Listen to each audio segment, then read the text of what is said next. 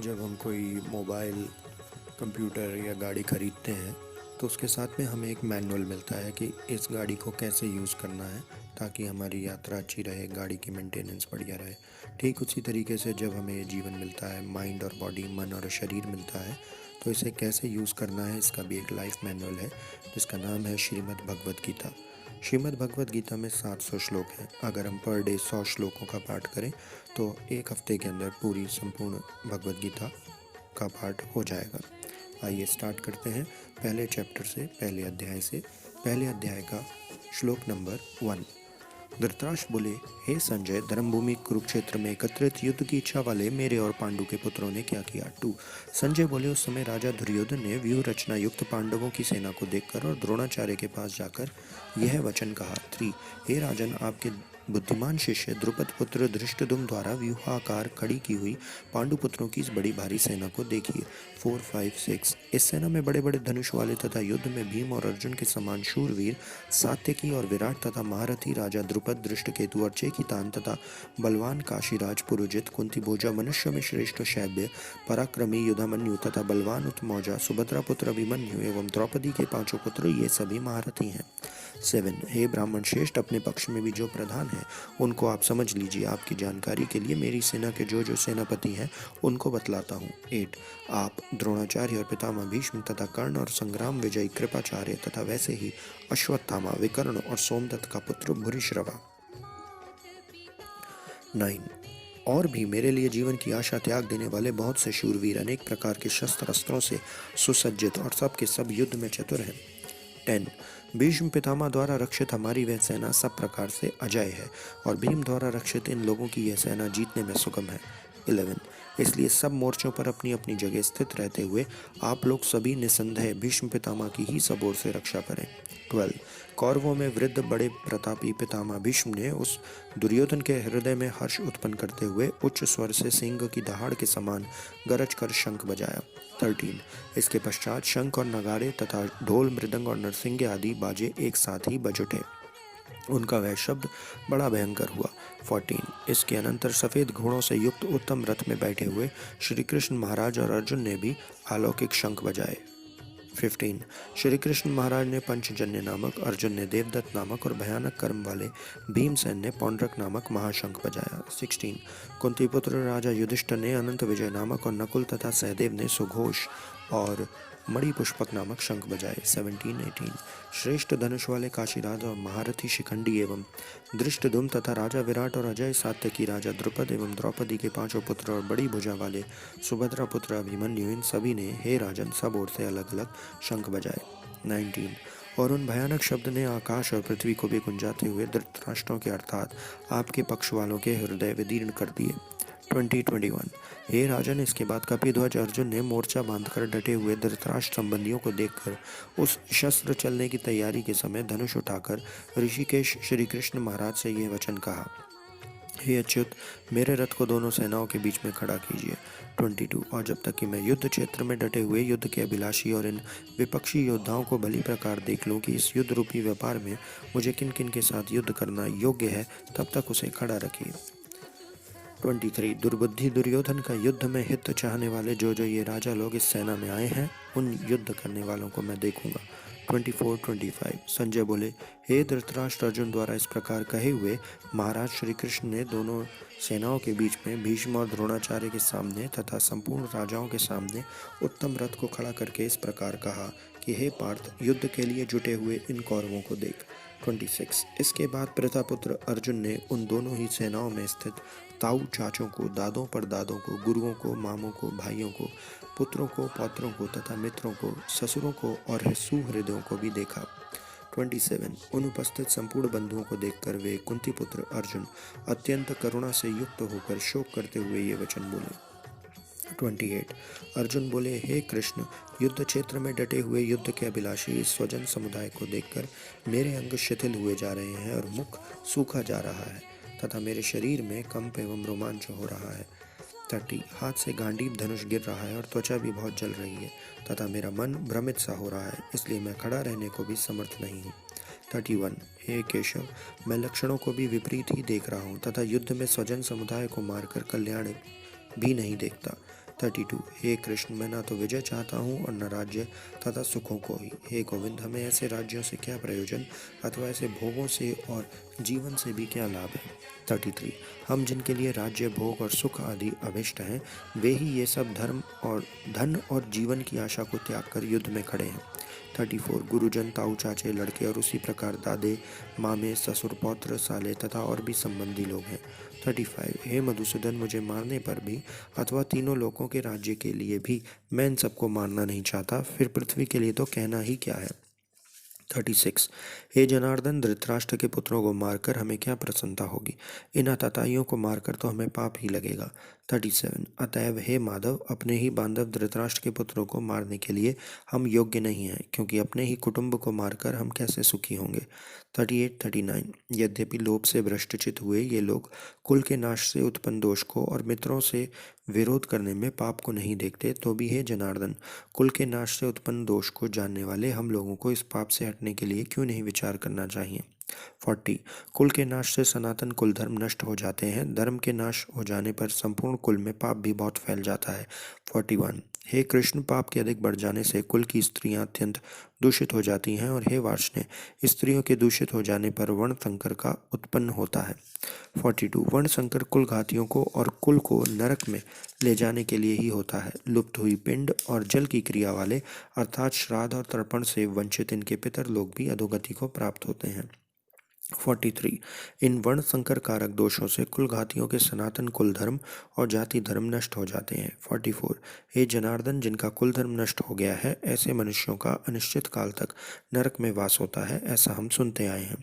45 हाँ शोक, हम लोग बुद्धिमान होकर भी महान पाप करने को तैयार हो गए हैं, जो राज्य और सुख के लोभ से स्वजनों को मारने के लिए उद्यत हो गए हैं।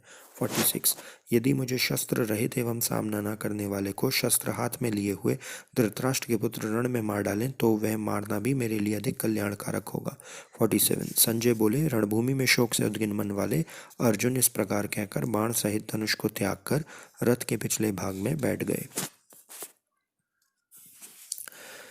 अध्याय 2 श्लोक नंबर 1 संजय बोले, उस समय करुणा से व्याप्त और आंसुओं से पूर्ण तथा व्याकुल नेत्रों वाले शोक युक्त उस अर्जुन के प्रति भगवान मधुसूदन ने ये वचन कहा। 2 श्री भगवान बोले, हे अर्जुन, तुझे इस असमय में यह मोह किस हेतु से प्राप्त हुआ है, क्योंकि ना तो ये श्रेष्ठ पुरुषों द्वारा आचरित है, न स्वर्ग को देने वाला है और न कीर्ति को करने वाला है। 3 इसलिए हे अर्जुन, नपुंसकता को मत प्राप्त हो, तुझ में यह उचित नहीं जान पड़ती। हे प्रतंप, हृदय की तुच्छ दुर्बलता को त्याग कर युद्ध के लिए खड़ा हो जा।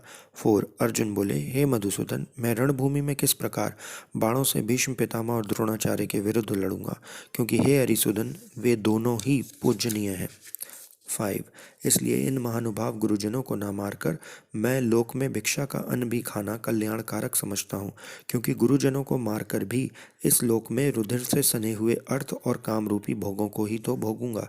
6 हम ये भी नहीं जानते कि हमारे लिए युद्ध करना और ना करना, इन दोनों में कौन सा श्रेष्ठ है, अथवा यह भी नहीं जानते कि उन्हें हम जीतेंगे या हमको वो जीतेंगे, और जिनको मारकर हम जीना भी नहीं चाहते, वे ही हमारे आत्मीय धृतराष्ट्र के पुत्र हमारे मुकाबले में खड़े हैं।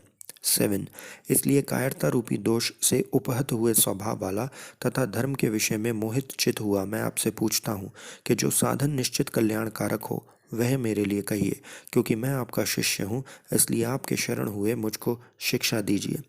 8 क्योंकि भूमि में निष्कंटक धन धान्य संपन्न राज्य को और देवताओं के स्वामीपने को प्राप्त होकर भी मैं उस उपाय को नहीं देखता हूँ जो मेरी इंद्रियों के सुखाने वाले शोक को दूर कर सके।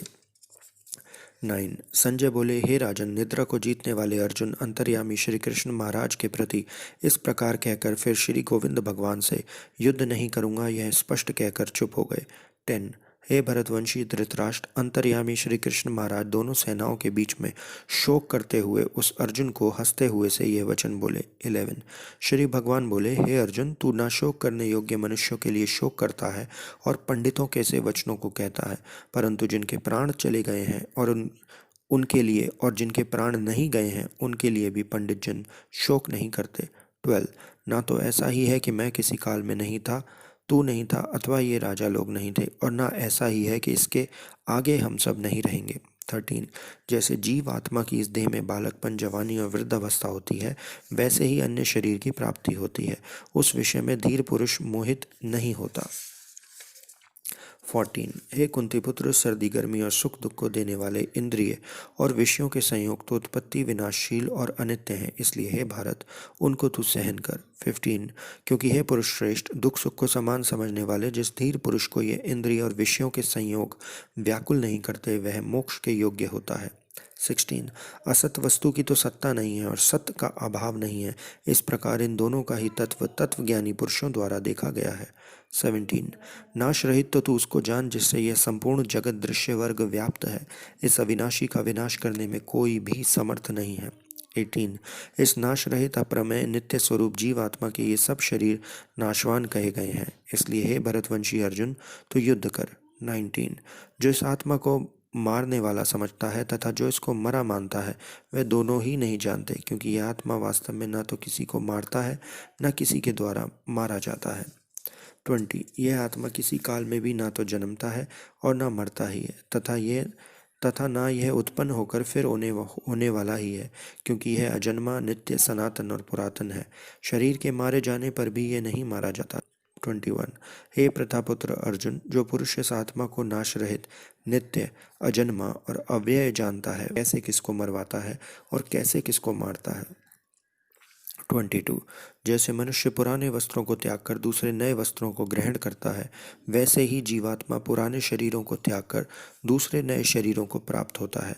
23 इस आत्मा को शस्त्र नहीं काट सकते, इसको आग नहीं जला सकती, इसको जल नहीं गला सकता और वायु नहीं सुखा सकता, क्योंकि यह आत्मा अछेद्य है, यह आत्मा अदाह, अक्लेद्य और निसंदेह अशोच्य है, तथा यह आत्मा नित्य, सर्वव्यापी, अचल, स्थिर रहने वाला और सनातन है। 25 यह आत्मा अव्यक्त है, यह आत्मा अचिंत्य है और यह आत्मा विकार रहित कहा जाता है। इससे हे अर्जुन, इस आत्मा को उपयुक्त प्रकार से जानकर तू शोक करने को योग्य नहीं है, अर्थात तुझे शोक करना उचित नहीं है।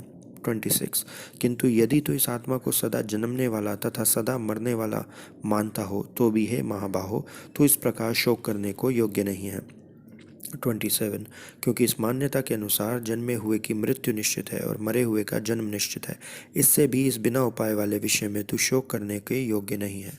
28 हे अर्जुन, संपूर्ण प्राणी जन्म से पहले अप्रकट थे और मरने के बाद भी अप्रकट हो जाने वाले हैं, केवल बीच में ही प्रकट हैं, फिर ऐसी स्थिति में क्या शोक करना है। 29 कोई एक महापुरुष ही इस आत्मा को आश्चर्य की भांति देखता है और वैसे ही दूसरा कोई महापुरुष ही इसके तत्व का आश्चर्य की भांति वर्णन करता है, तथा दूसरा कोई अधिकारी पुरुष ही इसे आश्चर्य की भांति सुनता है और कोई कोई तो सुनकर भी इसको नहीं जानता। 30 हे अर्जुन, यह आत्मा सबके शरीर में सदा ही अवध्य है, इस कारण संपूर्ण प्राणियों के लिए तू शोक करने के योग्य नहीं है। 31 तथा अपने धर्म को देखकर भी तू भय करने योग्य नहीं है, अर्थात तुझे भय नहीं करना चाहिए, क्योंकि क्षत्रिय के लिए धर्म युक्त युद्ध से बढ़कर दूसरा कोई कल्याणकारी कर्तव्य नहीं है। 32 हे पार्थ, अपने आप प्राप्त हुए खुले हुए स्वर्ग के द्वार रूपी इस प्रकार के युद्ध को भाग्यवान क्षत्रिय लोग ही पाते हैं। 35 किंतु यदि तू इस धर्म युक्त युद्ध को नहीं करेगा तो स्वधर्म और कीर्ति को खोकर पाप को प्राप्त होगा। 34 तथा सब लोग तेरी बहुत काल तक रहने वाली अपकीर्ति का भी कथन करेंगे और माननीय पुरुष के लिए अपकीर्ति मरण से भी बढ़कर है। 35 और जिनकी दृष्टि में तू पहले बहुत सम्मानित होकर अब लघुता को प्राप्त होगा, वह महारथी लोग तुझे भय के कारण युद्ध से हटा हुआ मानेंगे। 36 तेरे वैरी लोग तेरे सामर्थ्य की निंदा करते हुए तुझे बहुत से ना कहने योग्य वचन भी कहेंगे, इससे अधिक दुख और क्या होगा। 37 या तो तू युद्ध में मारा जाकर स्वर्ग को प्राप्त होगा अथवा संग्राम में जीतकर पृथ्वी का राज्य भोगेगा, इस कारण हे अर्जुन तू युद्ध के लिए निश्चय करके खड़ा हो जा। 38 जय पराजय, लाभ हानि और सुख दुख को समान समझकर उसके बाद युद्ध के लिए तैयार हो जाए, इस प्रकार युद्ध करने से तू पाप को नहीं प्राप्त होगा। 39 हे पार्थ, ये बुद्धि तेरे लिए ज्ञान योग के विषय में कही गई, अब तू इसको कर्म योग के विषय में सुन। जिस बुद्धि से युक्त हुआ तू कर्मों के बंधन को भली भांति त्याग देगा, अर्थात सर्वथा नष्ट कर डालेगा। 40 इस कर्म योग में आरंभ का अर्थात बीज का नाश नहीं और उल्टा फल रूपी दोष भी नहीं है, बल्कि इस कर्म योग रूपी धर्म का थोड़ा सा भी साधन जन्म मृत्यु रूपी महान भय से रक्षा कर लेता है। 41 हे अर्जुन, इस कर्म योग में निश्चयात्मिकता बुद्धि एक ही होती है, किंतु अस्थिर विचार वाले विवेकहीन सकाम मनुष्यों की बुद्धियाँ निश्चय ही बहुत भेदों वाली और अनंत होती हैं। 42, 43, 44। हे अर्जुन, जो भोगों में तन्मय हो रहे हैं, जो कर्म फल के प्रशंसक वेद वाक्यों में ही प्रीति रखते हैं, जिनकी बुद्धि में स्वर्ग ही परम प्राप्त वस्तु है और जो स्वर्ग से बढ़कर दूसरी कोई वस्तु ही नहीं है, ऐसा कहने वाले हैं, वे अविवेकी जन इस प्रकार की जिस पुष्पित अर्थात दिखाऊ शोभा युक्त वाणी को कहा करते हैं, जो कि जन्म रूपी कर्म फल देने वाली एवं भोग तथा ऐश्वर्य की प्राप्ति के लिए नाना प्रकार की बहुत सी क्रियाओं का वर्णन करने वाली है, उस वाणी द्वारा जिनका चित्त हर लिया गया है, जो भोग और ऐश्वर्य में अत्यंत आसक्त हैं, उन पुरुषों की परमात्मा में निश्चयात्मिकता बुद्धि नहीं होती। 45। हे अर्जुन, वेद उपयुक्त प्रकार से तीनों गुणों के कार्य रूप समस्त भोगों एवं उनके साधनों का प्रतिपादन करने वाले हैं। इसलिए तो उन भोगों एवं उनके साधनों में आसक्तिहीन, हर्ष शोक आदि द्वंद्वों से रहित, नित्य वस्तु परमात्मा में स्थित, योग क्षेम को ना चाहने वाला और स्व आधीन अंतःकरण वाला हो। 46। सब ओर से परिपूर्ण जलाशय के प्राप्त हो जाने पर छोटे जलाशय में मनुष्य का जितना प्रयोजन रहता है, ब्रह्मा को तत्व से जानने वाले ब्राह्मण का समस्त वेदों में उतना ही प्रयोजन रह जाता है। 47। तेरा कर्म करने में ही अधिकार है, उसके फल में कभी नहीं। इसलिए तू कर्मों के फल का हेतु मत हो तथा तेरी कर्म न करने में भी आसक्ति ना हो। 48। हे धनंजय, तू आसक्ति को त्याग कर तथा सिद्धि और असिद्धि में समान बुद्धि वाला होकर योग में स्थित हुआ कर्तव्य कर्मों को कर। यही समत्व ही योग कहलाता है। 49। इस समत्व रूपी बुद्धि योग से सकाम कर्म अत्यंत ही निम्न श्रेणी का है। इसलिए हे धनंजय, तू समबुद्धि में ही रक्षा का उपाय ढूंढ, अर्थात बुद्धि योग का ही आश्रय ग्रहण कर, क्योंकि फल के हेतु बनने वाले अत्यंत दीन हैं।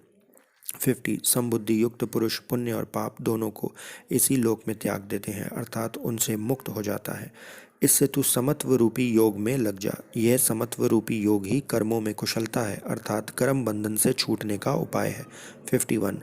क्योंकि समबुद्धि से युक्त ज्ञानी जन कर्मों से उत्पन्न होने वाले फल को त्याग कर जन्म रूपी बंधन से मुक्त हो निर्विकार परम पद को प्राप्त हो जाते हैं। 52। जिस काल में तेरी बुद्धि मोह रूपी दलदल को भली भांति पार कर जाएगी, उस समय तू सुने हुए और सुनने में आने वाले इस लोक और परलोक संबंधी सभी भोगों से वैराग्य को प्राप्त हो जाएगा।